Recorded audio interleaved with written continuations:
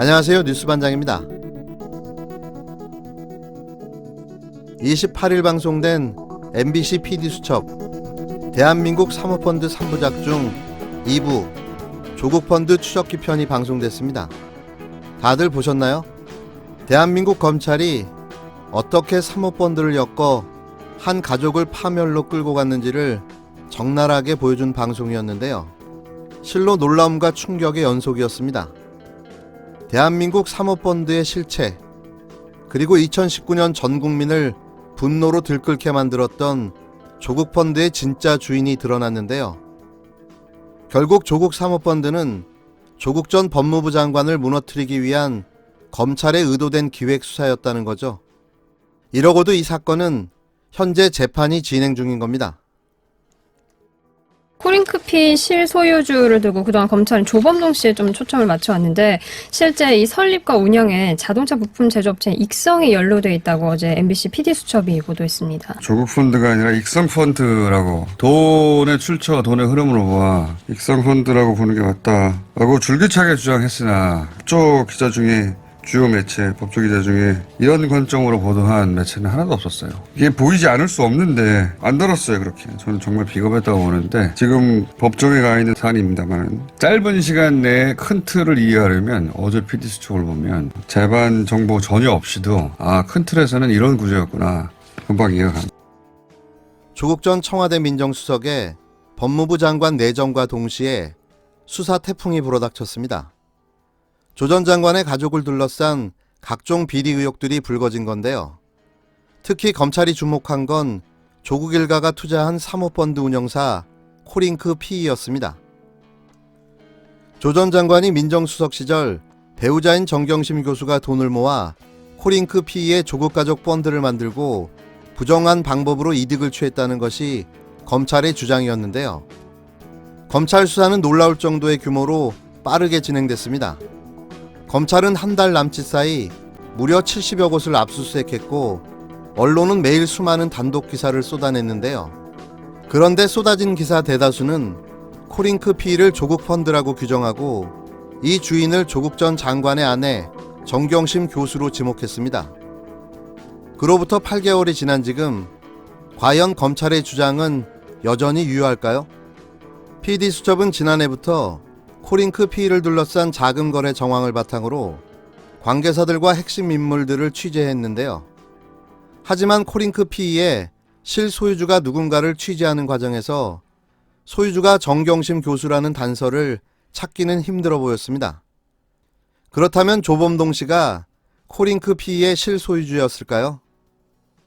PD수첩이 만난 코링크피이의 핵심 관계자는 정경심 교수도 조범동 씨도 아닌 다른 인물에 주목해야 한다고 말했는데요.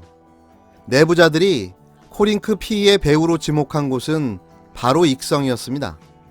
익성은 자동차 흡차음제를 판매하는 기업으로 코링크피이의 자금을 조달하고 집행하는 역할을 했는데요. 익성 이봉직 회장의 아들이 코링크피이 직원으로 근무하고 코링크 직원들에게 급여를 지급한 사실도 드러났습니다. PD수첩은 언론사 최초로 익성 이봉직 회장에게 이 사실에 대해 직접 인터뷰를 했는데요. 어제 드러난 사실만 보더라도 누가 봐도 코링크피이는 익성 소유였습니다. 당시 자금이 필요했던 코링크피이는 익성과의 묘한 공생관계를 형성하고 있었는데요. 익성은 코링크피이 직원들을 자신들의 회사에 취직시키고 월급을 대신 지급했으며 익성 이봉직 회장의 아들이 코링크피이에서 근무하기까지 한 겁니다.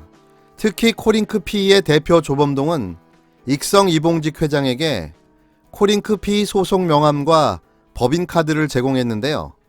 하지만 방송에서 이 회장은 명함과 법인카드를 조범동이 다 썼다, 조범동이 편의를 위해서 나를 이용한 것이라고 주장했습니다.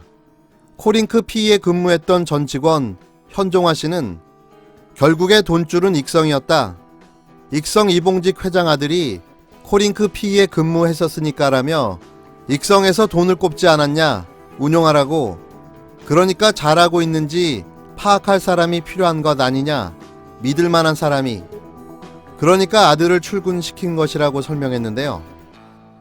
그러면서 현종화 씨는 제가 봤을 때는 이 회장이 안테나가 필요하지 않았냐, 아들이 그 안테나 역할을 했던 것 같다라고 말했습니다. 그러나 이봉직 회장은 조범동이 결국 지금 와서 보면 나를 이용해서 지가 해먹으려 한 것이라며 사기꾼이라고 비난했는데요. 그렇다면 왜 자동차 부품업체 익성은 사모펀드 운영사 코링크 P를 만들어야 했을까요? 이 역시 PD수첩이 입수한 익성 내부 자료를 통해 밝혀낼 수 있었습니다. 지난해 무수히 쏟아졌던 언론 보도가 무색하게 8개월이 지난 지금 조국 펀드에 대한 보도 열기는 놀라울 만큼 잠잠해졌고 그 수많았던 보도 기사조차 온라인에서 삭제되어 가고 있는 게 현실인데요. 이제 조국 펀드 수사에서 조국은 더 이상 주연이 아닌 겁니다.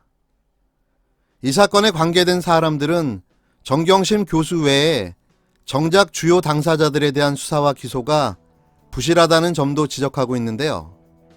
이 이상한 조국 펀드는 누가 기획하고 만들어냈을까요?